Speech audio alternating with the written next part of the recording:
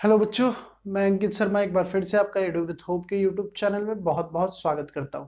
और आज के वीडियो में जनरली देखिए क्लास 10th का एक नया टॉपिक अर्थमेटिक प्रोग्रेशन में लेके आया हूं। और आई होप ये सबसे इंटरेस्टिंग चैप्टर आपके लिए होगा। ठीक है, ऐसे तो सारे चैप्टर्स जो आपको क्लास 10th में पढ़ने हैं वो सारे इंटरेस्टिंग है, लेकिन ये उनमें से भी एक सबसे अच्छा टॉपिक आपको ये है। ठीक है, तो चलिए बिना किसी देरी के हम लोग इस वीडियो को स्टार्ट करते हैं। और देखिए, सबसे पहले हम जानेंगे अर्थमेटिक प्रोग्रेशन एपी। इसकी अगर वेटेज की बात करें तो मात्र 6 नंबर का सवाल यहां से आता है। तो मात्र कहना भाई अच्छा बात नहीं है, 80 नंबर के एग्जाम में 6 नंबर आ रहे हैं तो वेटेज है। ठीक है, तो लगभग आपको 10% तो नहीं बोलूंगा, ठीक है, लेकिन 7.5% तक का वेटेज आपका इसका है। ठीक है, तो इस चीज को हमेशा ध्यान रखना है। ठीक है, तो देखिए 7.5% जो मैंने वर्ड यूज किया है इसका भी एक रिलेशन इस चैप्टर से। तो रिलेशन क्या है, तो देखिए इसके सबसे पहले जो चीज लगी है वो अर्थमेटिक लगी हुई है। तो अर्थमेटिक का अगर हिंदी में बोलूं तो अंकगणित होता है। तो जनरली नंबर्स के रिलेशन से आपको ये चैप्टर्स को जनरली पढ़ना है। तो सबसे ज्यादा जो हम टर्म यूज करेंगे वो कांस्टेंट टर्म को यूज करेंगे। ठीक है, तो जनरली अगर मैं बात करूं तो इसमें क्या होगा, तो अर्थमेटिक मतलब अंकगणित होता है, नंबर्स की बात होती है। और देखिए परसेंटेज हो गया, आप जनरली प्रॉफिट लॉस पढ़े थे, या फिर और भी बहुत सारे चैप्टर्स जो आपको आते हैं वो सारे, जैसे स्पीड टाइम आता है। तो ये सारे चीजें जो होती है वो जनरली आपको अर्थमेटिक में ही आती है। ठीक है, तो अर्थमेटिक प्रोग्रेशन अब हम पढ़ेंगे। ठीक है, तो ये अर्थमेटिक प्रोग्रेशन नाम पड़ा कहाँ से, तो इसकी अगर मैं बात करूं तो जनरली अगर हम बोले तो जनरली ये होता क्या है, तो देखिए इसमें सबसे पहला जो हमें पढ़ना है वो सीक्वेंस के बारे में पढ़ना है।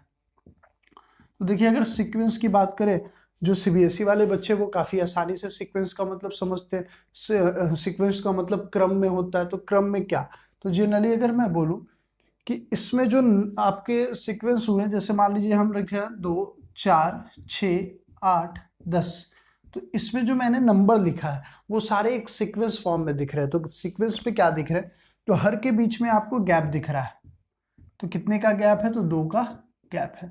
तो जनरली ये जो 2 का गैप आपको दिख रहा है यही एक सीक्वेंस की फॉर्मेशन आपको कराई जा रही है। ये आपका क्या कर रहा है, एक सीक्वेंस का फॉर्मेशन आपका करवा रहा है। तो जनरली अगर मैं सीक्वेंस बोलूं कि सीक्वेंस होता क्या है, तो कुछ नहीं, एक सीक्वेंस वो चीज़ है जिसमें आपको नंबर को क्या करते हैं, एक डिफिनिट ऑर्डर में हम सजाते हैं।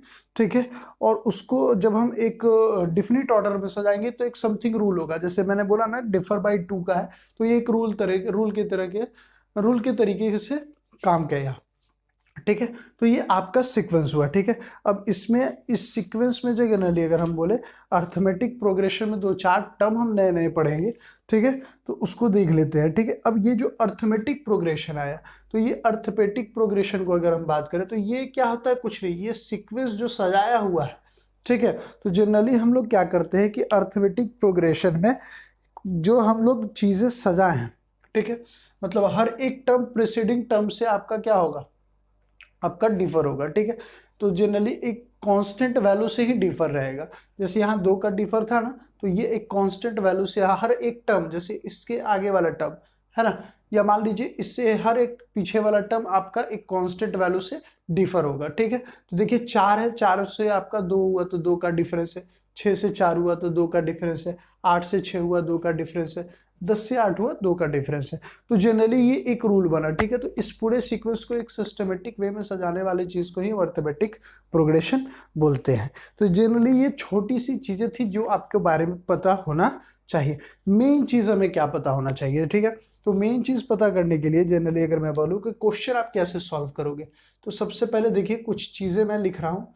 एक मैं एपी ले रहा हूँ आपके लिए 1720, इस तरह से आर इन एपी लिखा हुआ है। आर इन एपी लिखा हुआ है, जब आर इन एपी आपने लिख दिया इसका मतलब क्या हो गया कि ये एक सीक्वेंस को मेंटेन करते हुए चल रहा है।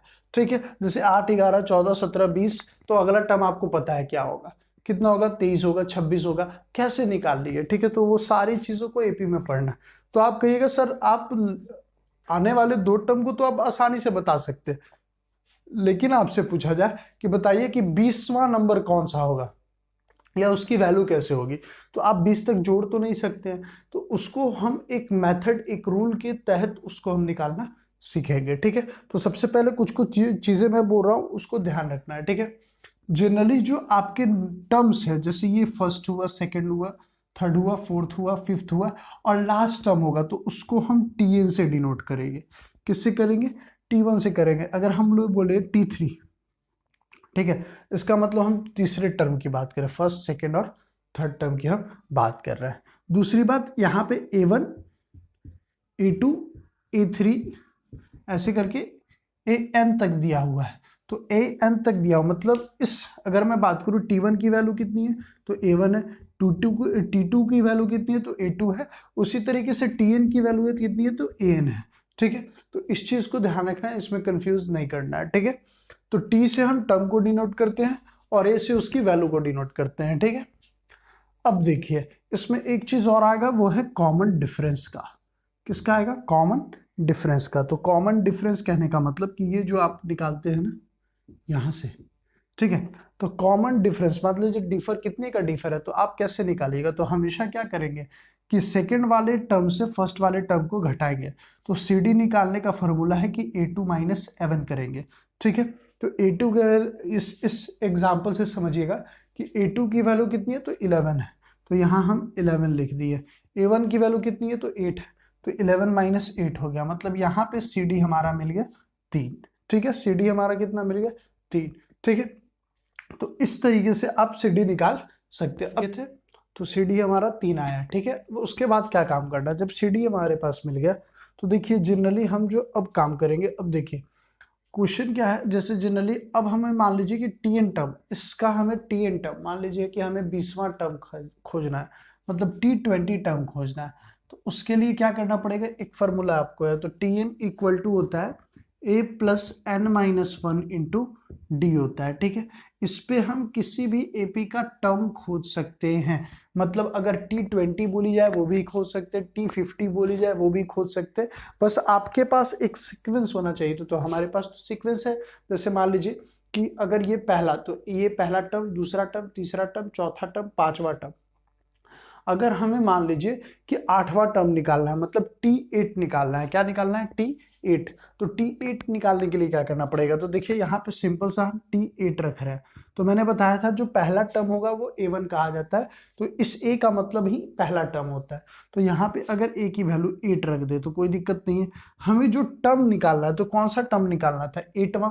8वां, तो n की जगह 8 रखे तो जाहिर सी बात है यहाँ पे भी 8 रखना पड़ेगा, तो हम रख दिए 8 माइनस 1। और d की वैल्यू कितनी है? d की वैल्यू अगर मैं बात करूं तो ये CD, कॉमन डिफरेंस को ही d बोलते हैं, तो ये हमारा मिला है 3। तो इसको 3 से मल्टीप्लाई कर दिया, तो यहाँ पे T8 जो निकला, 8वां टर्म जो निकला, 8 प्लस 8 में से 1 गया 7, 7 3 21, दैट इज 29। मतलब जो हमें 8वां टर्म मिलेगा वो कितना होगा? 29 होगा। तो बाय दिस मेथड हम लोग क्या कर लिए कि आसानी से 8वां टर्म निकाल लिए। अगर इससे 11वां बोला तब भी निकाल सकते, 15वां बोला जाए, 20, 25, 30 जितना भी टर्म बोला जाए उतना तक निकाल सकते। लेकिन आप इस तरीके से कितना काउंट करेगा? जैसे देखिए 1 2 3 4 5, पांचवा टर्म इसका 20 है, छठा टर्म जो होगा वो 23 होगा, सातवां टर्म 26 और आठवां टर्म 29। या फिर आपको जज करना है तो मान लीजिए तीसरा टर्म कितना है? 14। तो इस फॉर्मूले पे रखिए T3 बराबर A प्लस, तो A कितना हो गया? 8 प्लस N माइनस 1 है, मतलब 3 माइनस 1, और D कितना है? 3। दैट मीन्स T3 बराबर 8 plus 3 minus 1 2, 2 into 3 6, that is 40। तो काफी आसानी से आप देख रहे हैं कि ये चीजें आपको समझ में आ रही होगी। ठीक है, तो इसी तरीके से जितना भी आपको AP का जो फर्स्ट चैप्टर है, अगर मैं बात करूं तो इसी तरीके से आपको काम करने हैं फर्स्ट चैप्टर को। ठीक है, तो आई होप आपको समझ में आया होगा। ठीक है, वीडियो को आपको देखने के लिए बहुत बहुत धन्यवाद आपका। ठीक है, अब जो हम आगे काम करेंगे, जैसे अगर मैं अगले जो वीडियोस है उसमें कुछ क्वेश्चंस को मैं करवाऊंगा, तो आप उसको जरूर से जरूर देखें। बहुत बहुत धन्यवाद आपका वीडियो को देखने के लिए।